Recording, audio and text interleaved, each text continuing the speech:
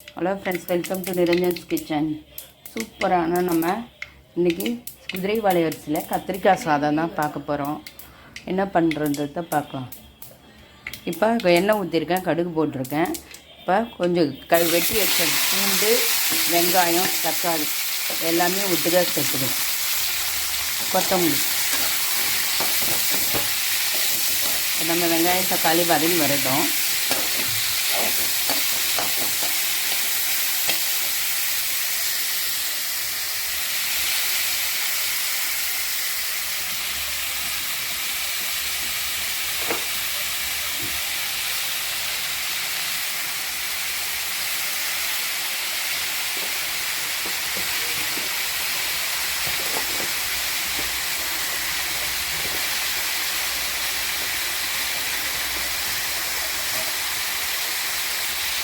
ஒரு ஸ்பூன் மஞ்சள்தூள் போட்டுக்கலாம். இங்கே பாருங்கள், நம்ம வெங்காயம் தக்காளி பூண்டு எல்லாம் நல்லா வதங்கிடுச்சு. இந்த ஸ்டேஜில் வெட்டி வச்சு நம்ம கத்திரிக்காயை சேர்த்துக்கலாம்.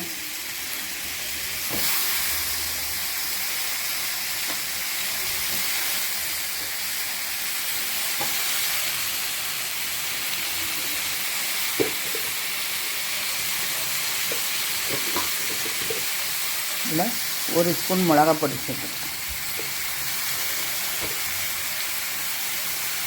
ஒரு ஸ்பூன் மிளகா பொடி சேர்த்துக்கிறேன்.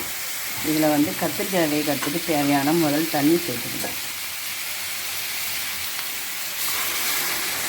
ஒன்று, நான் 3/4 டம்ளர் குதிரைவாலி அரிசி எடுத்துருக்கேன்.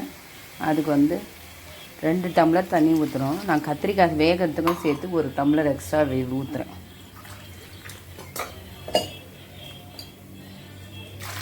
நம்ம கத்திரிக்காய் நல்லா வேகட்டும். சரியா? நம்ம கத்திரிக்காய் வெந்த பிறகு தான் அரிசி சேர்க்கணும். ஏன்னா கத்திரிக்காய் வேகாமல் அரிசி சேர்த்தோம்னா அரிசி சீக்கிரம் வெந்துடும், நம்ம கத்திரிக்காய் வேகாமல் போயிடும். அதனால் நம்ம கத்திரிக்காய் வேகட்டும். அதுக்கப்புறம் என்ன பண்ணுறோம்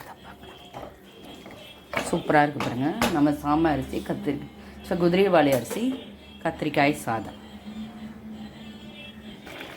இங்கே பாருங்கள், நம்ம கத்திரிக்காய் சாதத்துக்கு தேவையான கத்திரிக்காய் வந்து நல்லா வெந்துடுச்சு. இப்போ லைட்டாக கொஞ்சோண்டு புளி சேர்த்துக்கணும். ஏன்னா கத்திரிக்காய் வந்து காரத்தன்மை உள்ளது, அதனால் கொஞ்சம் புளி சேர்த்துக்கணும். இப்போ பாருங்கள், ஆல்மோஸ்ட் நம்ம கத்திரிக்காய் 3/4 வேக்காடு வெந்துடுச்சு. இன்னும் கொஞ்சம் நேரம் கத்திரிக்காய் வெந்ததும் இந்த மாதிரி செஞ்சுக்கலாம். இந்த மாதிரி சிறுதானிய உணவுகள் எடுத்துக்கிறப்ப வெயிட் வந்து நல்லா மெயின்டைன் ஆகும். ரொம்ப வெயிட் போடாது. வெயிட் லாஸ் பண்ணணும்னு நினைக்கிறவங்க கண்ட மருந்து எடுத்துக்காமல் இந்த மாதிரி சிறுதானியம் மட்டும் எடுத்து ட்ரை பண்ணி பாருங்கள். கண்டிப்பாக நல்ல ரிசல்ட் கொடுக்கும். நான் அதான் பண்ணிகிட்ருக்கேன். எனக்கு கொஞ்சம் நல்லாவே ரிசல்ட் கொடுக்குறதுக்கு ட்ரை பண்ணி பாருங்கள். இந்த மாதிரி வித்தியாசமாக செஞ்சு சாப்பிடுங்க, நல்லாவே இருக்கும். மா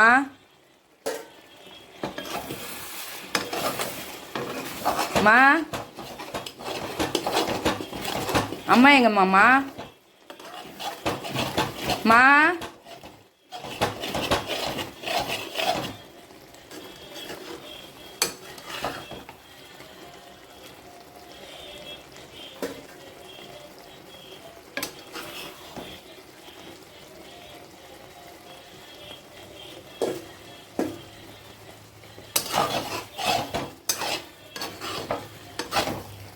ஆல்மோஸ்ட் நம்ம கத்திரிக்காய் வெந்துருச்சு.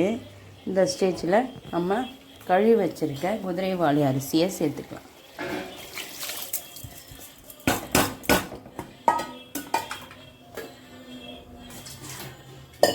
குதிரைவாலி